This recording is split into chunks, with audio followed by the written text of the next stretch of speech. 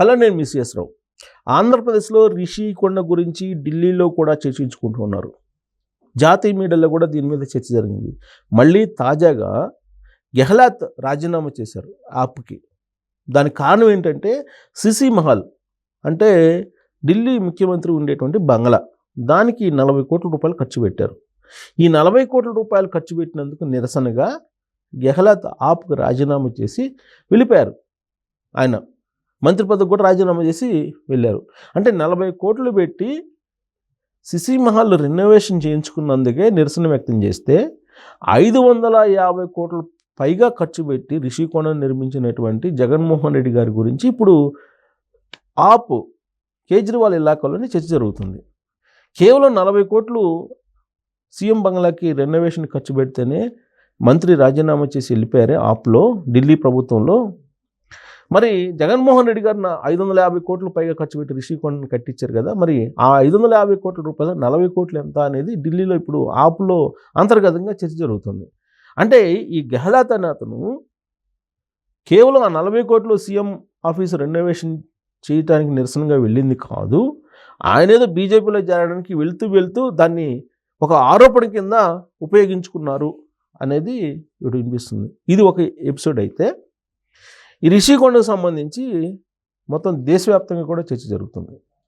దానికి కారణం ఏంటంటే ఏ రాష్ట్రానికి సంబంధించినటువంటి ముఖ్యమంత్రి కూడా ఒక విలాసవంతమైనటువంటి భవనాన్ని నిర్మించుకోలేదు. గతంలో ఆంధ్రప్రదేశ్కి ముఖ్యమంత్రిగా ఉన్నటువంటి జగన్మోహన్ రెడ్డి గారు ప్రజాసొమ్ముతోటి తన విలాసం కోసం 550 కోట్ల రూపాయలు పెట్టి రిషికొండను నిర్మించారు. నరేంద్ర మోడీ గారే ఆశ్చర్యపోయేటువంటి పరిస్థితి. దానికి కారణం ఏంటంటే 1000 కోట్ల రూపాయలతోటి పార్లమెంట్లు కట్టారు. ఇండియన్ పార్లమెంట్ 1000 కోట్ల రూపాయలు లోపలే. తెలంగాణలో సెక్రటరియట్ని 900 కోట్ల రూపాయలతోటి కట్టారు. 800 కోట్ల రూపాయలు చిల్లర, అరౌండ్ 900 కోట్లు వేసుకోండి. 900 కోట్లతో సెక్రటరియట్ కట్టారు. మరి ఆంధ్రప్రదేశ్లో అప్పట్లో సీఎంగా ఉన్నటువంటి జగన్మోహన్ రెడ్డి గారు ఏం కట్టారయ్యా అని అంటే రిషికొండను కట్టారు, తన విలాసాల కోసం, తన నివాసం కోసం అని చెప్పి. దాని మీద ఆంధ్రప్రదేశ్ అసెంబ్లీలో కూలంకుషమైనటువంటి చర్చ జరిగింది.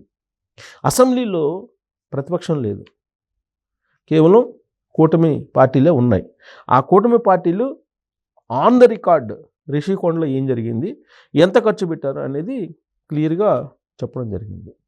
అయితే మండలిలో మాత్రం, శాసన మండలిలో జగన్మోహన్ రెడ్డి గారు చేసింది కరెక్టేను అనేటువంటి వాదన వినిపించేటువంటి ప్రయత్నం వైఎస్ఆర్ కాంగ్రెస్ పార్టీకి సంబంధించిన ఎమ్మెల్సీలు, శాసనమండలిలో ఉన్న ఎమ్మెల్సీలు ప్రయత్నం చేశారు. అది నిజంగా ఆంధ్రప్రదేశ్ ప్రజలు ఆశ్చర్యపోతున్నటువంటి సిచ్యువేషన్. జగన్మోహన్ రెడ్డి గారిని రిషికొండ నిర్మించడం, దాంట్లో నివాసం ఉండటం, జగన్మోహన్ రెడ్డి కరెక్టే, నివాసం ఉండటానికి కట్టుకోవడం తప్పేంటి అనేటువంటి యాంగిల్లో వైఎస్ఆర్ కాంగ్రెస్ పార్టీ ఎమ్మెల్సీలు శాసనమండలి వేదికగా మాట్లాడుతూ ఉన్నారంటే ఆశ్చర్యం పోతూ ఉన్నారు తెలుగు సమాజమే కాదు, భారతదేశంలో ఉండేటువంటి వాళ్ళందరూ కూడా ఆశ్చర్యపోయేటువంటి పరిస్థితి. వాస్తవంగా దాన్ని వ్యతిరేకించాల్సింది పోయి ఆయన సొంత నివాసం కోసం, ఉండడానికి కోసం ఆయన ఆ విధమైనటువంటి సౌకర్యాలతోటి, అత్యాధునికమైనటువంటి విలాసవంతమైనటువంటి సౌకర్యాలతోటి ఆ రిషికొండను నిర్మించుకోవడం ఏంటి అని ప్రశ్నించాల్సింది పోయి వైఎస్ఆర్ కాంగ్రెస్ పార్టీ ఎమ్మెల్సీలు జగన్మోహన్ రెడ్డి గారు కట్టుకుంటే తప్పేంటి అనేటువంటి వాదన వినిపించడం అనేది శాసనమండలిలో ఆశ్చర్యం కలిగిస్తూ ఉంది. దానికి కారణం ఏంటంటే జగన్మోహన్ రెడ్డి గారు 2019 నుంచి 2024 వరకు ముఖ్యమంత్రిగా ఉన్నారండి. ఆ సందర్భంలో ఆయన కొన్ని మరిచిపోలేనటువంటి, మరుపు రానటువంటి కొన్ని చర్యలకు పాల్పడ్డారు. ఆయన ల్యాండ్ టైటిలింగ్ యాక్ట్, ప్రజలకు సంబంధించినటువంటి భూములన్నింటినీ రీసర్వే చేస్తాను, తన బొమ్మతోటి పాస్ పుస్తకాలు ఇస్తాను అని చెప్పి ప్రయత్నం చేశారు. అలాగే ఒరిజినల్ డాక్యుమెంట్స్ తీసేసుకొని కేవలం డూప్లికేట్ మాత్రమే మీకు సాల్వ్ అని చెప్పి యాంగిల్లో ఆయన మొత్తం ఆంధ్రప్రదేశ్లో ఉండేటువంటి భూములు మొత్తాన్ని తన హ్యాండ్ ఓవర్లో పెట్టుకునే ప్రయత్నం చేశారనేది ఎన్నికలకు ముందు ఆయన మీద ఉన్నటువంటి ప్రధానమైనటువంటి ఆరోపణ. అలాగే ఆయన ఈ డాక్యుమెంట్స్ అన్నింటిని పెట్టేసి తాకట్టు పెట్టేస్తారేమో అని భయపడిపోయారు ఆంధ్రప్రదేశ్ సమాజం. ఎందుకు భయపడ్డారంటే ఆంధ్రప్రదేశ్ సెక్రటరియట్ని తాకట్టు పెట్టారు. వాళ్ళు తాకట్టు పెట్టి అప్పులు తీసుకొచ్చారు. మీరు ఆంధ్రప్రదేశ్ సెక్రటరీని ఎలా తాకట్టు పెడతారంటే అప్పుడు ఉన్నటువంటి మంత్రిగా ఉన్నటువంటి కొడాలి నాని ఏం చెప్పారు, ఏం తాకట్టు పెడితే తప్పేంటి, అవసరం కోసం తాకట్టు పెట్టాము అని చెప్పి ఆయన చెప్పడంతో పాటు అవసరమైతే ఇల్లు తాకట్టు పెట్టుకోవట్లా ఎవరైనా, అలానే పెట్టాం మేము అని చెప్పి సమర్థించుకునేటువంటి ప్రయత్నం చేశారు. దాంతోపాటు జగన్మోహన్ రెడ్డి గారు హెలికాప్టర్ని కొత్తదాన్ని ఒకదాన్ని బుక్ చేసి కొనుగోలు చేయడానికి జీవోలు ఇచ్చారు. బహుశా నేను అనుకోవటం వ్యక్తిగతంగా జగన్మోహన్ రెడ్డి గారు 2024లో కూడా ముఖ్యమంత్రి అయ్యి ఉంటే ఒక హెలికాప్టరు వైజాగ్లో, 2 హెలికాప్టర్లు కర్నూలులో, 3 హెలికాప్టర్లు అమరావతిలో, 3 రాజధానులకు 3 హెలికాప్టర్లు పెట్టుండే వాళ్ళే అనేటువంటి ఒక ఒపీనియన్ కూడా అతని మీద కలిగింది అప్పట్లో. అది విపక్షాల నుంచి వచ్చినటువంటి అభిప్రాయమా లేదంటే ప్రజల నుంచి వచ్చినటువంటి అభిప్రాయం అనేది పక్కన పెడితే అతను చేసినా చెయ్యొచ్చు అనేటువంటి ఒక అభిప్రాయానికి మాత్రం ఆంధ్రప్రదేశ్ సమాజం వచ్చింది మెజారిటీ.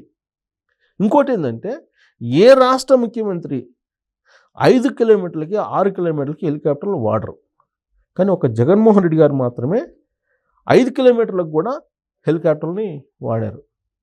సామాన్యులు సైకిల్ వాడినట్టు వాడేశారు హెలికాప్టర్ని. అధికారం పోయిన తర్వాత ఇదే జగన్మోహన్ రెడ్డి గారు ఇప్పుడు ఎకానమీలో ప్రయాణం చేస్తున్నారు. బెంగళూరుకను విజయవాడకి ఎకానమీలో ప్రయాణం చేస్తున్నారు. మన ఆయన లేనటువంటి లీడరా అని అంటే కోట్లాది రూపాయలు, కొన్ని వేల కోట్ల రూపాయలు కిట్ ప్రోకో రూపంలో సంపాదించినటువంటి పొలిటీషియన్ జగన్మోహన్ రెడ్డి గారు అనేది సిబిఐ చెప్తుంది, నేను కాదు. 33 షార్ట్ షీట్లలో 33,000 కోట్లు ఉన్నాయని చెప్పి గవర్నమెంట్ వాల్యూని తేల్చింది వాళ్ళు. ఇంకా మార్కెట్ వాల్యూని 33,000 కోట్ల రూపాయలు వాళ్ళు గవర్నమెంట్ వాల్యూ చేస్తే దాని మార్కెట్ వాల్యూ ఎన్ని రేట్లు ఉంటుందో మీరు లెక్కేసుకొని మీరే అంచనాకు రావచ్చు. అన్ని వేల కోట్ల రూపాయలు ఉన్నటువంటి జగన్మోహన్ రెడ్డి గారు ఇప్పుడు అధికారం పోయిన తర్వాత ఎకానమీలో ప్రయాణం చేస్తున్నారు. అంటే ఆయన సంపాదించినటువంటి డబ్బంతా ఏమైపోయింది మరి? ఆయన సొంత డబ్బు అయితేనేమో ఖర్చు పెట్టరు, అదే ప్రజాధనం అయితే విచ్చలవిడిగా ఖర్చు పెడతారు. విచిత్రమైనటువంటి పరిణామం ఏంటంటే జగన్మోహన్ రెడ్డి గారు ముఖ్యమంత్రిగా ఉన్నప్పుడు ఆకాశ మార్గంలో ప్రయాణించినప్పుడు కింద ట్రాఫిక్ జామ్ చేసేవాళ్ళు, చెట్లన్నింటినీ కొట్టేసేవాళ్ళు. ఇలాంటి పరిణామాలన్నీ చూశారు ఆంధ్రప్రదేశ్ ప్రజలు. అలాగే ఎవరైనా వీటిని ప్రశ్నిస్తే కనుక వాళ్ళ ఇంటికి నేరుగా పోలీసులను పంపించి వాళ్ళ మీద 3rd డిగ్రీ ప్రయోగించే ప్రయత్నం చేశారు. దాంతో ఆంధ్రప్రదేశ్ సమాజం భయపడిపోయింది. దాని ఫలితమే జగన్మోహన్ రెడ్డి గారికి 11 మంది ఎమ్మెల్యేలు రావడం జరిగింది. ఆ ఎమ్మెల్యేలకి 11 మందికి పరిమితం అయిపోయింది. ఇదే జగన్మోహన్ రెడ్డి గారు రిషికొండని కట్టించుకున్నారు కదా. ఎలా కట్టించుకుంటారు అసలు? ఒకవేళ అధికారం ఇచ్చిందనుకో ఆంధ్రప్రదేశ్ ప్రజలు, ఆంధ్రప్రదేశ్ సమాజం, ఆ అధికారాన్ని ఈ విలాసం కోసం ఎలా ఉపయోగిస్తారు? రిషికొండ అనే దాని పుట్టుపూర్వోత్తరాల్లోకి వెళ్తే అంతకుముందు రిసార్ట్స్ ఉండేవి, వాటిని కూల్చడానికి కొన్ని కోట్లు ఖర్చు పెట్టారు. ఇప్పుడు మళ్ళీ రిషికొండని నిర్మించడానికి 550 కోట్ల రూపాయలు ఖర్చు పెట్టారు. ఇప్పుడు దాని మెయింటెనెన్స్కి కొన్ని కోట్ల రూపాయలు అవుతుంది. ఇదంతా కూడా ప్రజాధనం దుర్వినియోగం కాదా? అంతకుముందు రిసార్ట్స్ని అసలు ఎందుకు కూల్చేశారు? పర్యావరణం కోసం పర్యావరణం దెబ్బతింటుందని గ్రీన్ ట్రిబ్యునల్ తప్పు పట్టింది. అదే హైకోర్టు డైరెక్షన్ మేరకు ఐఏఎస్ల కమిటీ అనధికారికమైనటువంటి నిర్మాణాలు అటు జరుగుతున్నాయని చెప్పింది. వీళ్ళు ఎన్ని చెప్పినా కానీ అది ఆగలేదు. మళ్ళీ అతను అధికారంలో రాబోతున్నాం అని చెప్పి భ్రమల్లో 550 కోట్లు పెట్టి విలాసవంతమైన భవనాన్ని కట్టేశారు. సో ఇలాంటి పరిస్థితి ఉంటే మరి 40 కోట్లు అనేది ఎక్కువ ఢిల్లీలో శశిమహల్ ముఖ్యమంత్రి రెనోవేషన్ చేసుకోవటం అని కంపేర్ చేస్తున్నారు. జగన్మోహన్ రెడ్డి కట్టినటువంటి రిషికొండ ప్యాలెస్ని కంపేర్ చేసుకుంటూ 40 కోట్లు అనేది ఏముందనేది ఢిల్లీలో ఇప్పుడు చర్చ జరుగుతున్నటువంటి పరిస్థితి. సో అంటే జగన్మోహన్ రెడ్డి గారు పరిపాలన చంద్రబాబు నాయుడు గారు చెప్పిన విధంగా ఏ విధంగా పరిపాలన చేయకూడదో చూపించాడు జగన్మోహన్ రెడ్డి గారు. అందుకే దాని మోడల్ని ఇప్పుడు ఢిల్లీలో కూడా చర్చించుకుంటున్నటువంటి పరిస్థితి. సో దీని మీద మీ అభిప్రాయం తెలియజేయచ్చు. Thank you very much.